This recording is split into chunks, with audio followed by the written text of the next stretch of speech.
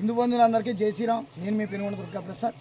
ఈరోజు మనం అల్లూరు సీతారామరాజు జిల్లా కొయ్యూరు మండలం బోదరాల పంచాయతీ నల్లబిల్లి గ్రామంలో ఉన్నాం. ఈ గ్రామానికి చుట్టూ దట్టమైన అడవి, కొండ ప్రాంతం. ఎటు నుంచి రావాలని 4 చక్రాల వాహనం రాదు, ఆ టూ వీలర్ వాహనం కూడా ఆ రాళ్ళు రప్పలు ఎక్కుతూ రావాలి. ఇక్కడ దగ్గరగా సుమారు 40 కుటుంబాలు జీవనాన్ని సాగిస్తున్నారు.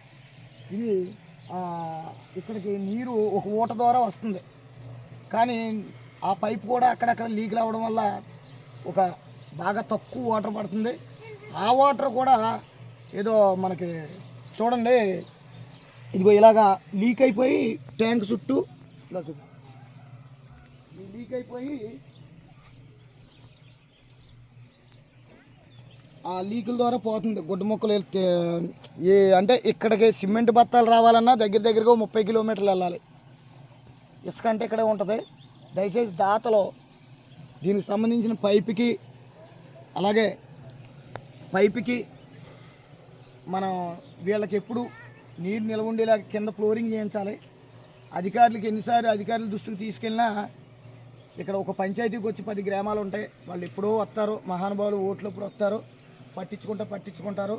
లేదు లేని పక్షంలో ఇప్పుడు మహిళామూర్తులు ఎక్కడికి వెళ్తున్నారంటే అదిగో అటు చూడండి, ఒక దగ్గరగా 1 కిలోమీటర్ ఉంటుంది. ఆ కిందకి వెళ్ళి ఆ వాగులోంచి ఒక అదిగో వస్తున్నాయి చూడండి, ఒక బింది మీద ఒక బింది ఇట్లా బింది మీద ఒక బింది పెట్టుకొని వారు రావడం జరుగుతుంది. వాళ్ళు ఇక్కడికి వచ్చాక తీయబెట్టి దూరాన్ని నుంచి నీళ్ళు మోసుకొచ్చి కుటుంబ అవసరాలు చాలా ఇబ్బందికరమైన పరిస్థితి మాట. దయచేసి దాతలు ముందుకు వస్తే వీళ్ళందరికీ ట్యాంక్ కట్టేసి ఉంది కాబట్టి ట్యాంక్ కింద ఫ్లోరింగ్ చేసేసి సూప్ ఎక్కడైతే లీకులు ఉన్నాయో అక్కడ కొత్త సూప్ వేసి చేద్దాం. దయచేసి ఇటు జూమ్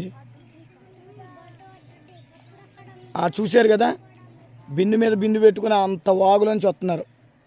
ఎంత ఇబ్బంది పడుతున్నారు చూడండి. మంచినీళ్ళకి కూడా ఇప్పుడు కంప్యూటర్ రోగం వచ్చినా, ఇంత చైతన్యం పొందినా, సైన్స్ అభివృద్ధి చెందినా సరే ఇంకా ఇలాంటి గ్రామాల్లో కరెంటు కొరత, నీళ్ళు కొరత ఉందంటే ఒకసారి ఆలోచన చేయండి. జై శ్రీరామ్ అందరికీ.